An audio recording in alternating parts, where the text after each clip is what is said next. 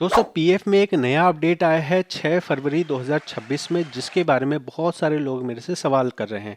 आप यहां देख सकते हैं PMVBRY स्कीम है, जिसके लिए आपको नया ऑप्शन दिया गया है डैशबोर्ड का। जब हम यहां डैशबोर्ड पे टच कर रहे हैं तो हमें लिख के आ रहा है नॉट एलिजिबल और eligibility is yet to be found. मतलब आप एलिजिबल नहीं हैं ऐसा लिख के आ रहा है। तो ये 99% लोगों के अकाउंट में ऐसा ही लिख के आएगा।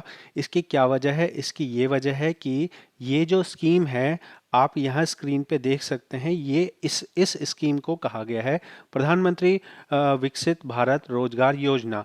ये स्कीम सिर्फ और सिर्फ नए कर्मचारी जो 1 अगस्त 2025 के बाद नौकरी ज्वाइन करते हैं, सिर्फ उन्हीं के लिए है। तो 99% लोग जो पहले से काम करते आ रहे हैं उनको इसका कोई बेनिफिट नहीं मिलेगा। उनके अकाउंट में इसी तरह से लिख के आएगा नॉट एलिजिबल और eligibility is not yet found. अगर कोई 1 अगस्त के बाद नौकरी पे है, पहली बार उसने नौकरी करी है और साथ में ही वो कुछ कंडीशंस को पूरा करता है। क्या क्या कंडीशंस है? पहली कंडीशन है कि उसकी ज्वाइनिंग 1 अगस्त के बाद है। दूसरी कंडीशन है उसने अपना यूएन नंबर अपना फेस ऑथेंटिकेशन करके बनाया है, अपना आधार से फेस ऑथेंटिकेट करके उसने बनाया है। साथ में ही उसने लगातार पहली कंपनी में ही 6 महीने के लिए काम किया है।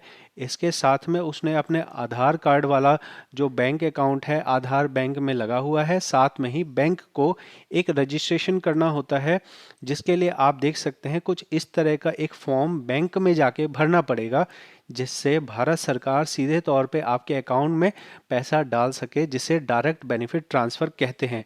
इसके लिए खास तौर पे आपको बैंक जाना होगा और वहाँ जाके इस तरह का एक फॉर्म भरना होगा। हम जब ये फॉर्म भर देंगे, साथ में ही हमारी सैलरी 1 लाख से कम होनी चाहिए। साथ में ही हमने जो है उस एम्प्लॉयमेंट में लगातार काम किया हो, उसमें नौकरी ना छोड़ी हो। अगर ये सारी कंडीशंस पूरी होती हैं, तब जाके आपको पहली किस्त मिलेगी।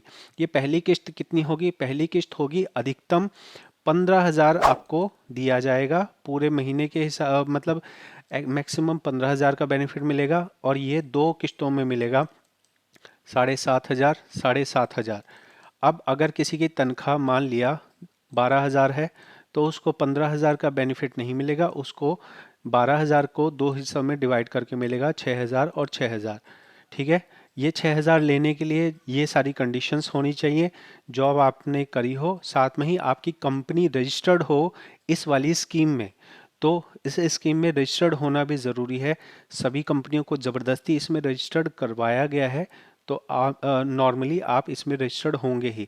अगर आपने 1 तारीख को यहाँ ज्वाइन किया था, तो ये फरवरी में 6 महीने कंप्लीट हो रहे हैं। तो अगर कोई आदमी अभी फरवरी तक 1 अगस्त से काम कर रहा है और वो नया एम्प्लॉय है, पहले उसने कहीं काम नहीं किया, तब जाके उसको पहली किस्त जो है वो 1 मार्च को मिल जाएगी, अगर उन्होंने ये सारे काम किए होंगे।